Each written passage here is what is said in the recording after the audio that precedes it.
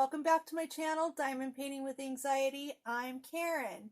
It's time to have a cup of coffee. And the coffee mug that I'm going to be using today is my Down the Rabbit Hole coffee mug, because today, even more so than usual, I'm afraid that's where I might go. So grab a work in progress, nice refreshing beverage of some kind, and let's get busy and drop some drills, hopefully on our canvas and not on the floor. Okay, I'm set. Hope you are too. So I'm about to reveal the project I'm going to work on for my second project for Drills and Chills. As you can see, I've got this kitted up the fast and lazy way, which is just my way of saying that I just take my bags of drills, put them in the numbered container, and just open the bags as I go. I'm lazy, you guys. I need things quick and easy, and I need instant gratification, so that's how I do that. Once I have my my favorite storage solution, which is these containers right here. I've got a video if you haven't seen these. I forget what they're called, but they're amazing. Pretty much all I use anymore. They're great if you've got confetti on a piece. They spin. They don't take up much room. They're amazing. But as soon as I get this one dekitted, these ones will be going into that storage system. So, but this is just how I'm going to get started. Because again, remember me, instant gratification? Yeah. Plus I needed to get this video started. So I really went back and forth about what I wanted to start for my second Drills and Chills project. I have a couple of Halloween themed pieces already, and because I'm a crazy person, I've ordered a couple more, so I couldn't really decide. But when it comes to Drills and Chills and the whole fall theme, there's a whole other holiday that kind of fits in with that, and that's Thanksgiving. So I decided that what I'm going to do, because I have so many pieces to choose from, because I'm a hoarder, I'm a diamond painting hoarder, let's face it, and my stash is just, you know, I was supposed to be doing slash a stash this year, and I'm completing a lot, but then I'm buying more than I should be. Not as much as last year, but I'm still buying.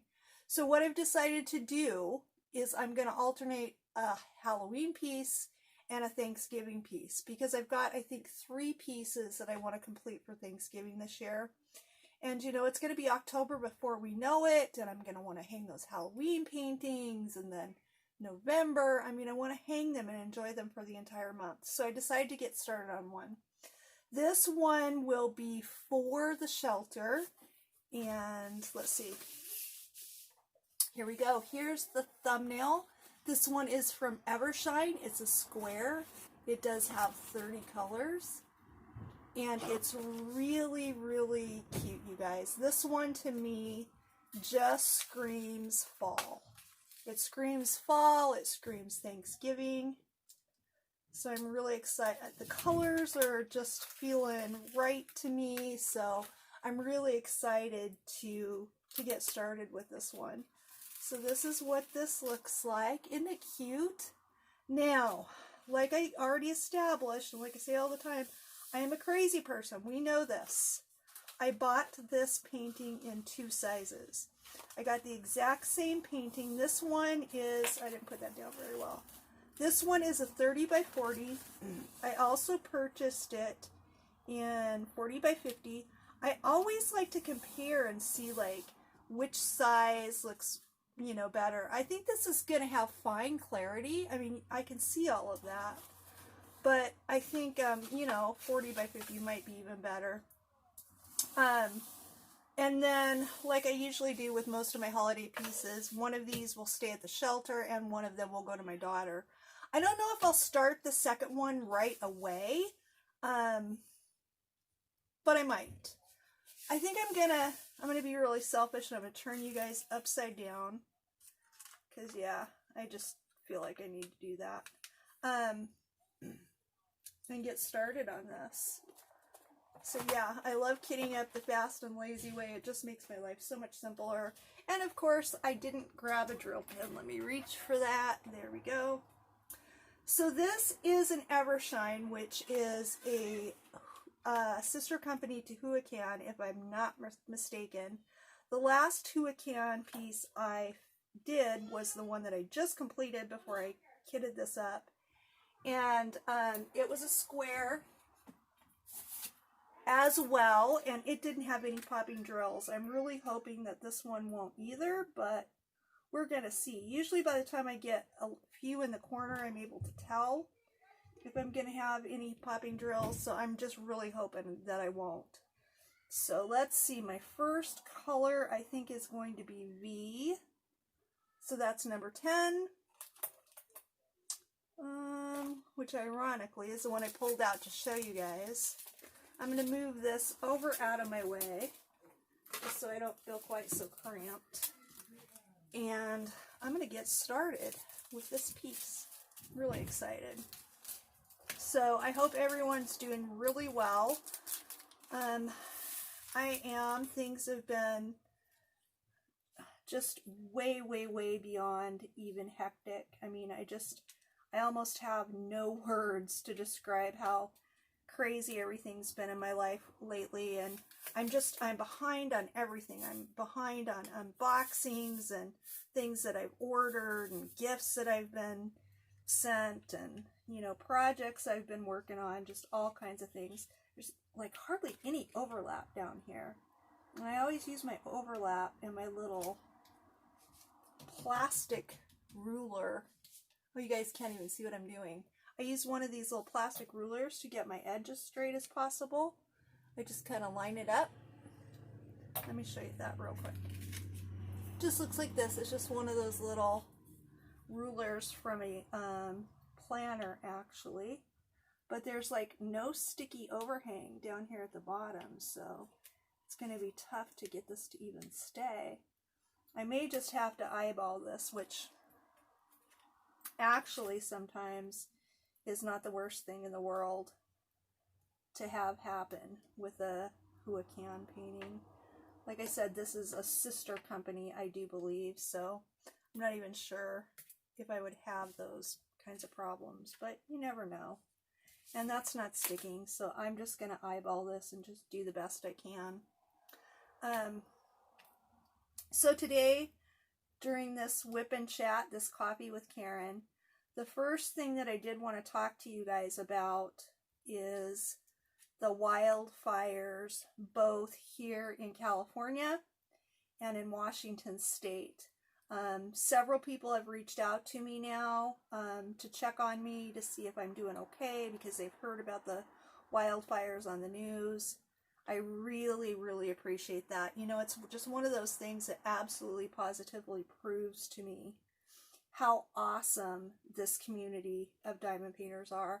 There are really, truly people that I have met through this community that actually really care about me, and that just means more than you can know.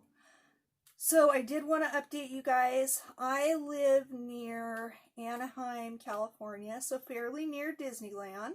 I'm not in Anaheim, I'm in a town nearby, but I'm in, sort of that area. So there's no fires at this point that are very close to me. We do have some smoke. It's not nearly as bad as it is in some places. Like my daughter lives in San Dimas, California, and I'm not sure about the last couple of days, but day before yesterday, I think, or it may have even been Thursday, my son-in-law took some pictures, and the sky was, like probably a lot of those pictures that you've seen on the news or online. The sky was completely orange.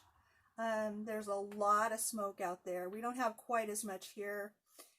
Everything does smell a little smoky outside. The air's heavy. It's a little bit difficult to breathe. I'm a smoker, which is not good. And I have asthma as well, so I've been coughing a lot and just having a harder time breathing than normal. Not necessary to wear any kind of special mask or anything at this point. The regular masks that we're wearing for coronavirus do help somewhat. We do have a very fine layer of ash all over everything, which is interesting. But it's not too bad. Like I said, much worse in some other areas, like up near where my daughter is. But, you know, I'm okay. I'm safe. Our smoke could get worse. I'm not quite sure. But the other area that's been extremely hard, well, there's many. I mean, Oregon, I think I've heard of Minnesota. The wildfires are just everywhere this year. But one of the areas that has been, one of the states that's been hit very hard is Washington. And I'm not sure if you're aware, but Washington is where I'm from. That's where I was born and lived all my life. One of the communities that was hit the hardest by fire is actually what I consider to be my hometown. It's not the town that I was born in, it's not the town that I was raised in, but it's the town and the area that I spent a lot of my adult life in, and it's the place that I most recently lived. It's the town that I raised my children in, and so I really consider it to be my hometown. And it unfortunately was hit very, very hard by the fires. There's a hill between a little bitty town down in the valley called Sumner and a small town up at the top of the hill called Bonnie Lake, Washington. And that's where we're from. And there's this beautiful, gorgeous, tree-lined, mountainous hill that goes between those two towns. And, you know, you're at the bottom and you start up of the hill. It's called Eli Hill. And you climb quite a bit. I'm not sure what the difference in elevation is, but it's quite a climb. And one of the fires in Washington started on that hillside. And it got very close and into the town of Bonnie Lake in places. Like on the second day after, the day after the fire started, there's a road there called Angeline Road, and that's the road where I raised my children. That road was one of the places to be evacuated, and it was like the day after the fire started, I think. It really looked like there was going to be a lot of loss of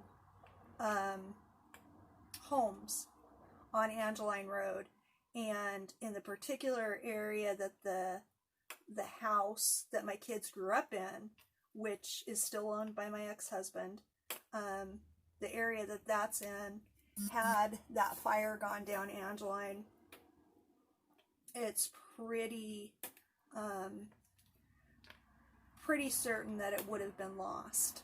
The firefighters, after the area was evacuated, were out there with hoses, you know, trying to wet the properties and the areas down, you know, in case the fire did break into there. So I'm just so grateful for all of the first responders and the firefighters and the, you know, police and medical. In fact, I think it was the police that were out there with the hoses wetting everybody's house down. Right across the street from that house that the kids grew up in, there's a wonderful woman who's been a big part of our life. Sorry, there's that cough. Hang on, let me grab a sip of coffee. There's a wonderful woman that lives there that's been a big part of our lives, a big part of the kids' life. The kids all call her Aunt Di. And Aunt Di was actually the last person to evacuate that area. The police and firefighters and volunteers were outside wetting down her house when my sister-in-law and my nephew actually drove in there. The road hadn't been closed yet, and they told her, you're going to get in the car and you're going to come with us. Your house, your vehicles, your things can be replaced. You can't.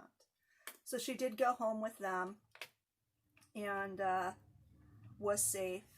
And then later that night, thank God, the fire and the wind, it shifted. And so that area that they were pretty certain was just going to be, you know, destroyed, did not get hit by that fire. I do think things are better because people haven't been posting as much the last few days. I know Washington, in all parts of Washington, really is just incredibly smoky at this point. So that's definitely concerning.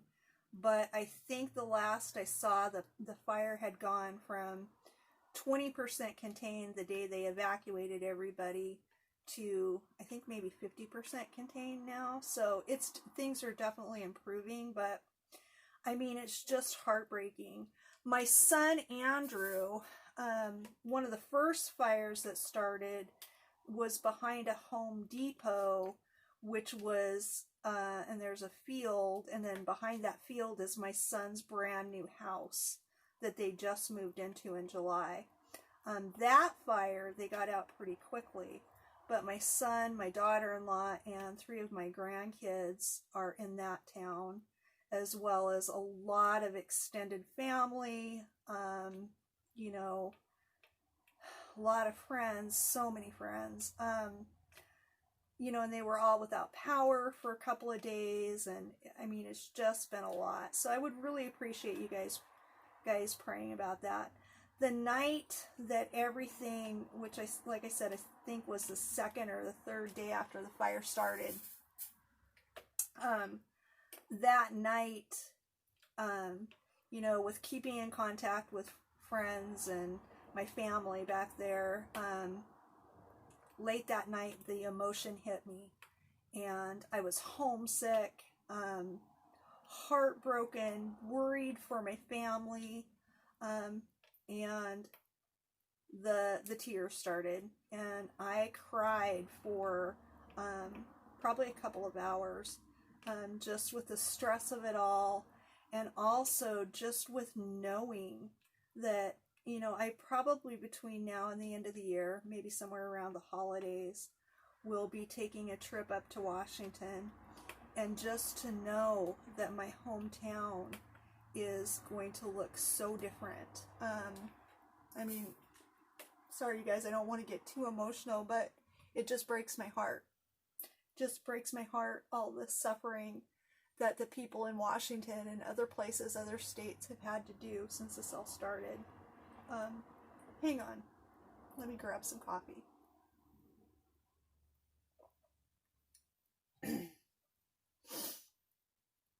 Yeah, let's just suffice it to say that I'm extremely homesick and extremely heartbroken.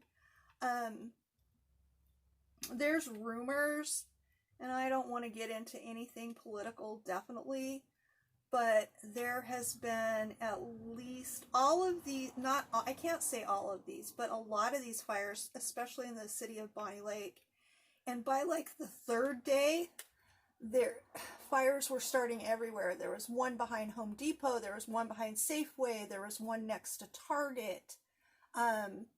They were starting behind businesses, and a lot of the fires in Washington State started on highways or highways.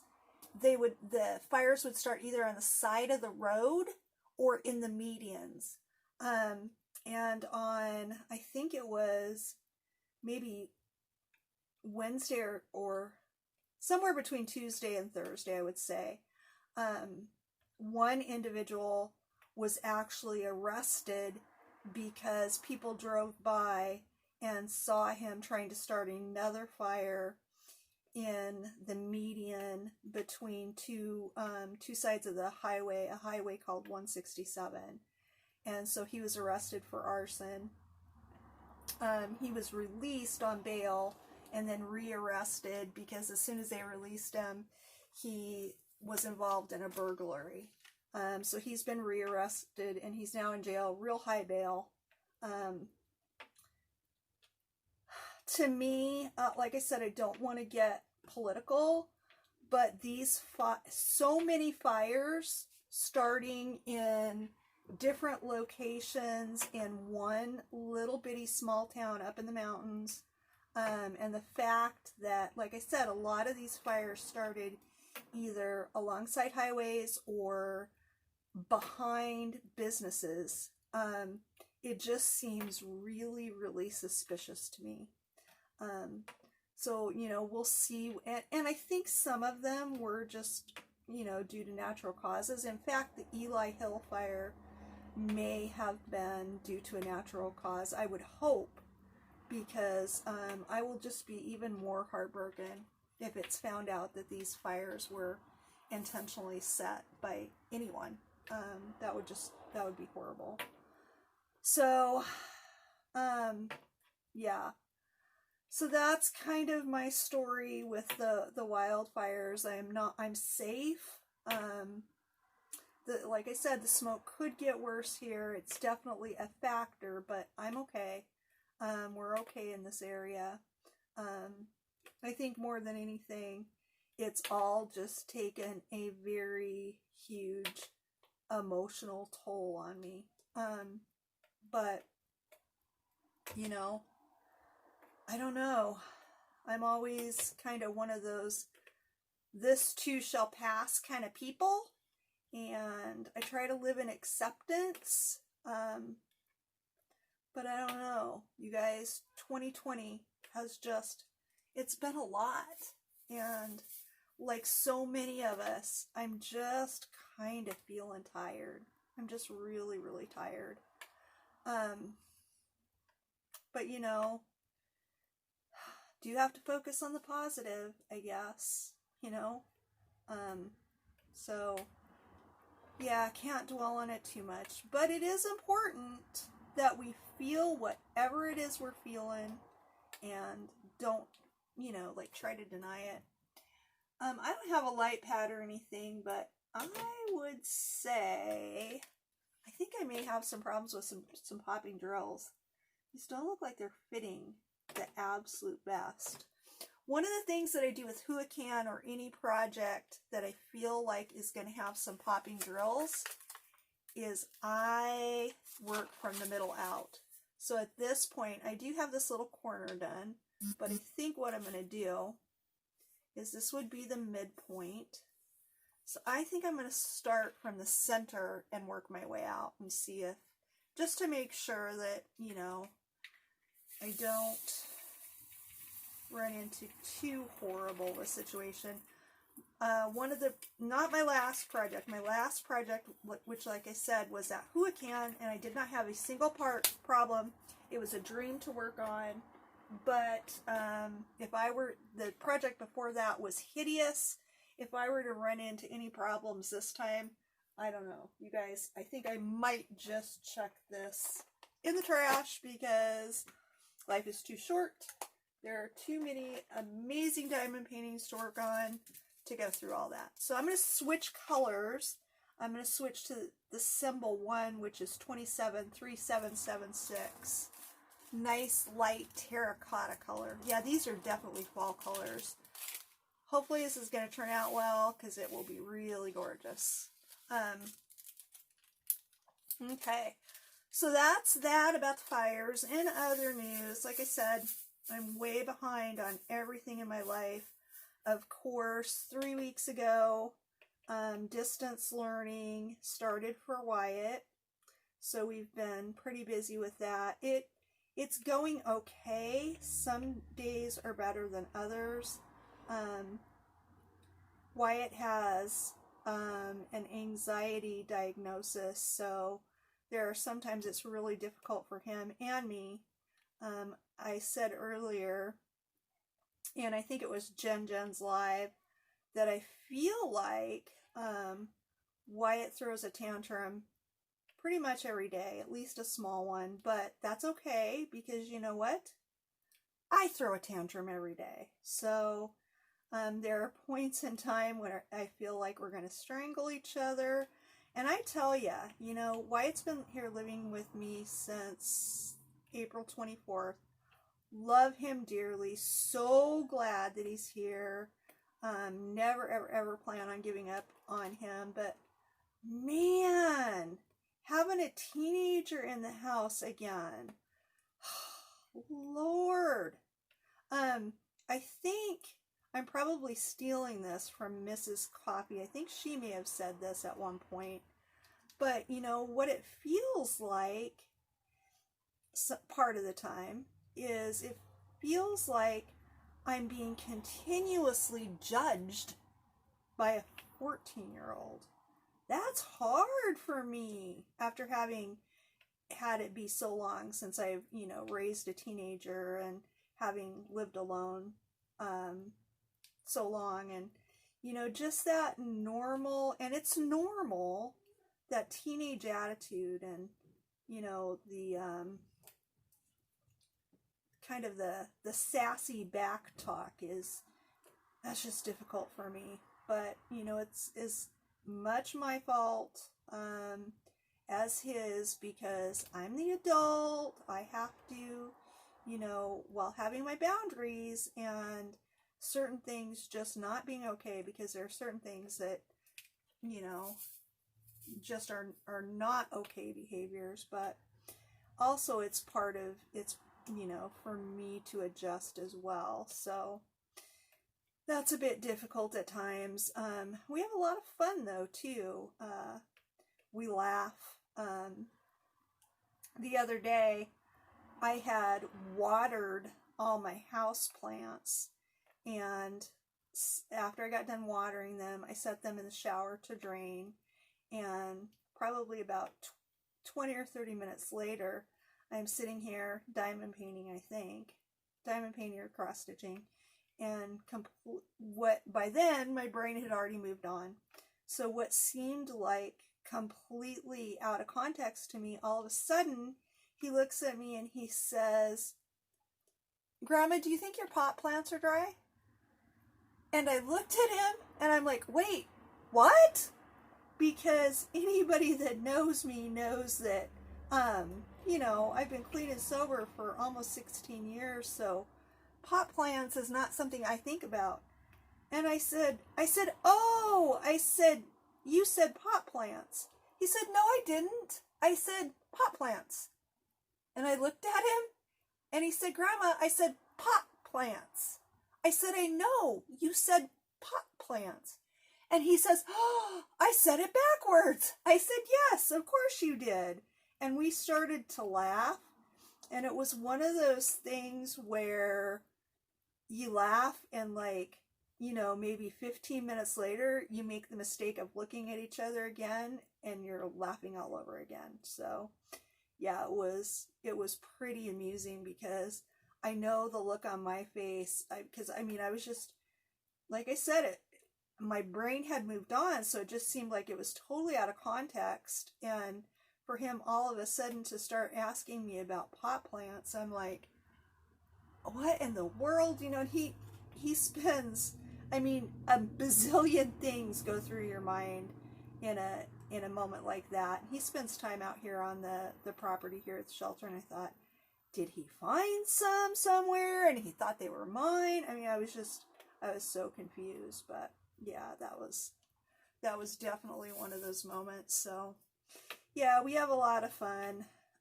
Tonight for dinner, I'm planning on making him what has always been his favorite, and that's spaghetti.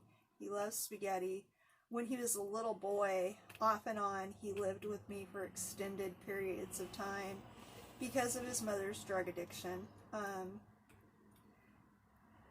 But he would live with me for extended periods of time, and one time he had been living with me. He was about, I don't know, maybe 3 or 4, and he had been living with me, and then what would happen is Naomi would bring him to live with me. He would live with me for a while before I could get completely through the process to get guardianship. She would come take him back, and so it was hard. But he had been staying with me, and you know, I would make him spaghetti pretty frequently because he loved it. And he went to go back with his mom, and she had gotten this really big, really nice new house. And so for dinner, she made him some kind of frozen spaghetti dinner and gave it to him. And he was sitting on the floor in the kitchen because their furniture hadn't arrived yet, eating this frozen spaghetti dinner. And he got tears in his eyes, and she said, "Wyatt, what's wrong?" He says, "This spaghetti doesn't taste like Grandma's." So that's always been one of our favorite stories, is how he cried because his spaghetti didn't taste like Grandma's, that frozen stuff. Yeah. And she knew how to make my homemade spaghetti, but you know how it is when you're moving. So, yeah, so that's where that's at. This week is a big week. One of Wyatt's little sisters is turning 5. If the fire, they're watching it real closely, but if the fire allows it to happen, they're supposed to go to Big Bear to celebrate her birthday. Wyatt and I won't be going because of school and work, so we'll probably celebrate her birthday next week, but that's the next big event in our family, so that's really fun. Let's see, what else is going on? I've have a lot of diamond painters in the house right now here at the shelter. They are really enjoying their diamond painting. They're making good progress, finishing pieces up. I've got some really exciting things planned to do videos on and show you guys in the coming month or so in regard to the, you know, diamond painting program with the residents here. So I'm really excited. Again, it just comes down to, you know, finding the time to be able to put that all together. It gets tough to get all these videos filmed, and you know, I mean, I feel like I'm whining. Everybody's busy, but yeah, it just feels like things have been a little harder for me since this whole coronavirus, Wyatt arriving kind of stuff. You know, it's a whole new thing for me to adjust to. Extra laundry, extra cleaning, you know, cooking, all of that kind of stuff. So it's just an adjustment. I mean, don't get me wrong, I don't mind any of it, but it is, you know, additional work, and I just have to adjust to a different kind of lifestyle now. So yeah, it's been a little tough to get things done. Work has been going well, especially at my day job. Was real busy last week. I have to do testing for all 3 of my jobs. Have to do testing and continuing education units to keep my credentials active. And so I did and really, to be honest, because of coronavirus, for my day job, I had forgotten that I even really needed to be on top of that stuff, so I let myself get behind. So it's my own fault. But because of that, I ended up spending, gosh, I don't know, probably, I'd say somewhere between 12 and 18 hours testing and taking courses last week for my day job. And then come to find out, the shelter has just gone from being a nonprofit that was owned by, hold on, I gotta grab another color, a nonprofit that was owned by the church next door to us that originally started the program, to being now our own totally separate nonprofit program. So they're doing some rebranding and setting things up. I had to be rehired, and you know, my job description had to be redone, and there was testing that I had to do for that. So come to find out, I've got all of that to look forward to as well. And I did some, and it was kind of nice because they did allow me, because the testing that I do for, you know, the substance abuse industry is much more comprehensive than anything they want from me here at the shelter. But they overlap, like mandated reportments, sexual harassment, and stuff like that. So it was kind of nice because last week, for one of the tests that they need, or certificates that they needed for here at the shelter, I completed it last week for the substance use disorder industry or field. And so I was able to use that certificate here at the shelter. So that was really nice because I only had to do it once and got to use it twice. But there's another one that I need to do, which is mandated reporting. And I don't think they're really going to work as far as, you know, transferring over. I just realized this is going to be a little bit tough as far as these symbols. There are question marks and twos that are the exact same color background, almost. Yeah, I'm really going to have to pay attention. Of course, it looks like those twos are part of the blending, but yeah, that's going to be, so probably won't matter a whole lot. And once I've got my light, using my light pad, that will probably help too. But yeah, that may get a bit confusing. We'll see how well I can do. Hopefully, like I said, because they're part of the background, it won't matter too much. But yeah, so that's what I got going on. So you guys can probably expect some, you know, drills and chills, update kind of videos coming up this week. You should be seeing a one of my cross stitch Saturday stitches videos, and hopefully next week, I wasn't able to pull it off this week, but hopefully next week I'll be able to get back into my self-care Sunday videos. I was really enjoying doing those, but things have just been too crazy for me to even get everything ready that I would need to do to do one of those videos. So hopefully by next weekend I'll be able to do that. And quite frankly, there's been so much going on that my self-care has really been suffering. So that's probably something I need to make extremely high priority for next week and get done.